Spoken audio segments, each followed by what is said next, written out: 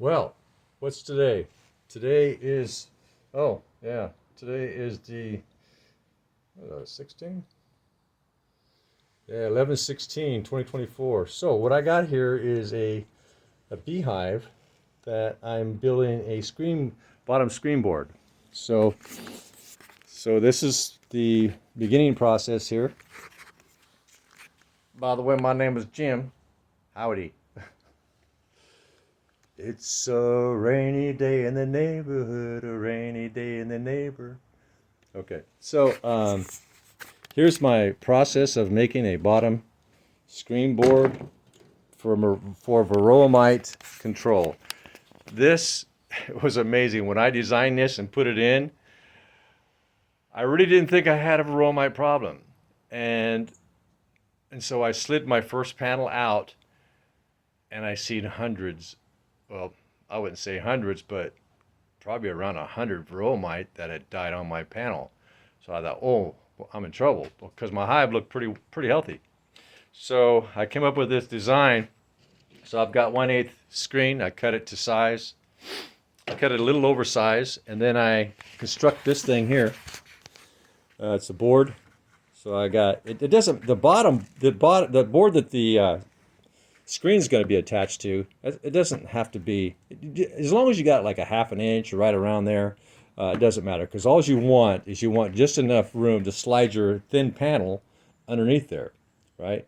So this will be your screen will be tacked up to on here. So you have your screen tacked there, and then you'll have that gap here, and then you just want to be able to slide your slider board underneath there to catch the mites. So this doesn't need to be 3/4, right around 1/2 inch, because you're not going to set a hive on this. This is just to attach your screen board to. It's just for attaching, this. What I use is just a staple gun. So I put my screen board on there. Right now I got it gluing. I just put my screen board on there and just tack around, staple around there. And right now I've got it gluing. I'm just gluing it for now. And once that's sturdy enough, I just lay my screen board on top and tack my screen board on there, and that's going to keep it pretty sturdy. Sometimes I'll take my air gun and just kind of tack the corners. Just put a tack on each corner, just to reinforce it. But once you get the screen tacked in there, and then it's pretty sturdy. And then what you do is you take another 3/4 inch. Now this is when you're going to want 3/4 inch. And once you got your screen on, you'll put your 3/4, right, 3/4 by 3/4 on top of that, right, on top of your screen, right on top of your screen. You put a little bit of glue, right, and then you'll glue that on there with some clamps, and then you're all set with the top, because that 3/4 on top, that's where you're going to set your hive. You're going to set your hive on that, and you want your bees to be able to come in through that 3/4 inch escape route, right, entrance. So, and then on the bottom, there's a number of things you can do. You can actually put just put it right directly onto a piece of wood. Like you can set it anywhere. Just set it on something. But you're going to need to put like a bottom, right? Something on the bottom, right? So that you can slide your panel in and out. Because right now there's no depth for you to slide your panel in and out. So you need that depth to be able to slide your panel in and out. So what I did is I just took some. It doesn't have to be 3/4 inch, right? Just something thick enough, right? I think this is 1/2 inch or something less. Maybe it might even be 3/8. Just something close enough to be able to slide. Now you can use cardboard as your panel to slide in and out. Whatever you come up with. And so, but the thing about cardboard, remember, is that cardboard, it'll get soaked with honey, because those bees can be pretty messy in there. When I slid my first panel out, I thought, what's going on? There's a lot of honey on this panel.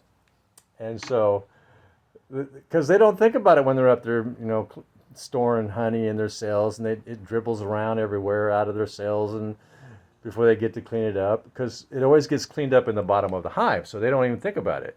But with the way I got designed, that honey goes right. That honey doesn't go to the bottom of the board where the next bee coming around can pick it up and eat it. It goes through the screen, and no bee can get to it. So what I use is my panel board. I got sheets of this. It's really, really durable. And I also use it to protect the tops of my hives. And so you've got your 3/4 on the top. Once you got your screen on, you're gonna have something 3/8 to a 1/2 inch, whatever is the size of wood. It could even be 3/4, or any depth you want, really. It's good for venting in the summertime too. When it gets really hot, you can take off whatever bottom you've got these setting on, and just let it vent out naturally. It helps cool the hive in the hot summer. So this is kind of the end product that I built here. So what I got here is the end game. This is all just scrap wood, right? Just scrap wood. So here would be my entrance, right? I got a 3/8 gap there for my bees to come in and out. And on the back, what I've done is I've got another gap in the back, and in the back I got that little gap there, right? Little gap, and so that would be the space where I slide my panel in for the Varroa mites to fall on. Instead of crawling right back up on the bees, I put tacky liquid. I put a little bit of liquid soap, not much, just enough I brush it around. So when they're crawling around, they're gonna kind of get stuck in the liquid soap, and then the soap actually will kill them once they get into it. And then to keep my bees from going in, I just get a slider piece of wood, and I just slide it in there. And you can put like a tack on each corner, so you can just pull it in and out with ease. That just keeps your bees from getting in there and getting reinfected with the hives, with the Varroa mites that have already fallen down there. And I use this this is my little pointer. I use this to go in to just to get glue tight into my cracks, clean it up, work that glue in there.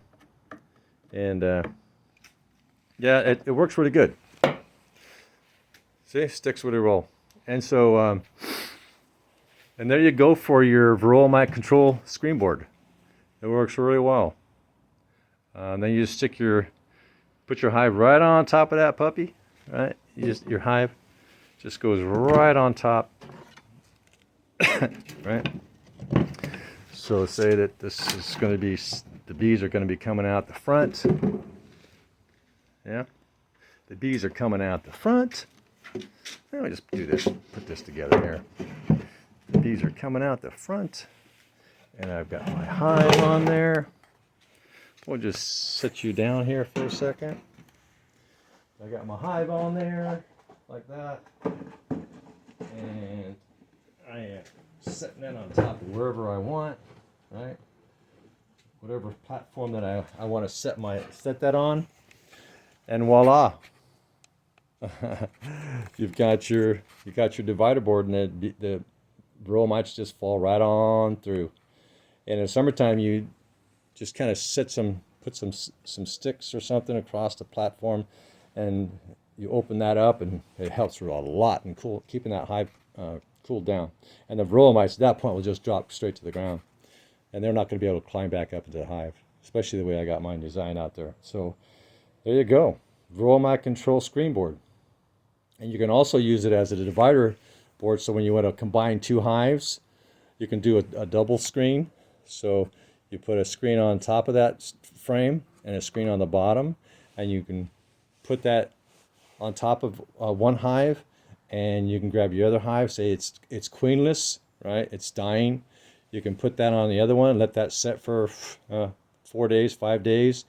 They'll get to know each other, and so then you just take that screen board out and put those bees to work instead of having them just die out. So there you go. And so here's the back. So you would have you'd slide your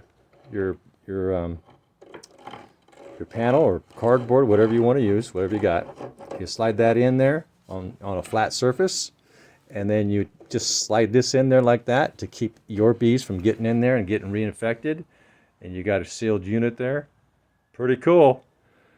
I didn't even know I had a real serious Varroa Mite problem until I came up with this design, because I wanted to say, you know, instead of killing 300 bees every so often, oh, there's a better way. So this is what I come up with, and I don't have to kill any of my bees. I can just pull the panel. I see any Varroa Mites, I treat. I just treat. So, and I'm going to be treating my bees until I see no Varroa Mites. And I use ApiGuard, and it stays in there for about 6 weeks. So anyway, that is my personal method that I came up with to control these fallacious. They are fallacious. Those Varroa Mites, they'll just take your hive out. I lost 2 hives last year. That was the only hives I had, and they took them both out. So I got kind of desperate, you know. So there you go. Well, you have a nice day. I hope maybe you picked up on something. Now, it's really about you being the engineer, right? You being the creator, the artist. Just think about the concept, because everything is about concept.